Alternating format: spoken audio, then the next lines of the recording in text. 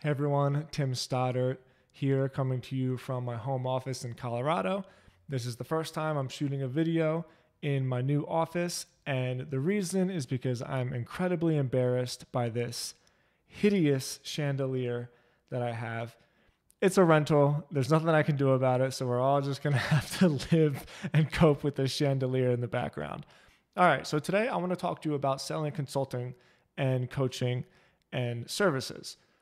There's a huge misconception online that if you're going to be building an audience and you're going to be creating content, the best thing that you can do is sell products, especially digital products.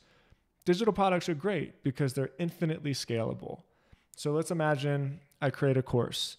Well, once I've created that course, there's no more work for me to do other than sell it. I don't have to continuously replicate creating a product again. Whereas if I'm selling a physical product like a t-shirt, every time I sell a t-shirt, I have to make another t-shirt. And that's not the case with digital products. They have infinite leverage. Once you create it once, you can sell it an infinite amount of times. However, the vast majority of transactions that happen online from people creating content, promoting themselves, trying to grow their business is coaching services, consulting services, or just agency services. So there might be freelance writing or design or web development. And I'm making this video today because I want you to give yourself permission to sell your own services. There's so much hype and it's like the cool thing to do, to have a product and to sell that product and to have, quote, leverage, right? To be very scalable. But the reality is that service businesses are great businesses. They have a ton of cash flow. So the average client for me is anywhere between $5,000 to $6,000 a month. So you get 40 clients, you're doing a couple $1 million a year. And in addition to that, the cash flow for service businesses is instant. You don't have to invest anything on the front end of it.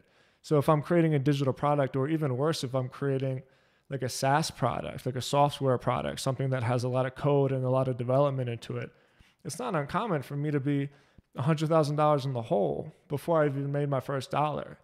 Whereas if you have a design skill, as soon as you sell a client a service, whether that's on a monthly recurring retainer or whether that's just an a la carte job, let's call it, just a contract that you got signed for a job and then you presented it and then you were done. Well, regardless, there's no upfront cost on that revenue. You just make the sale and then you make the money, and that's it.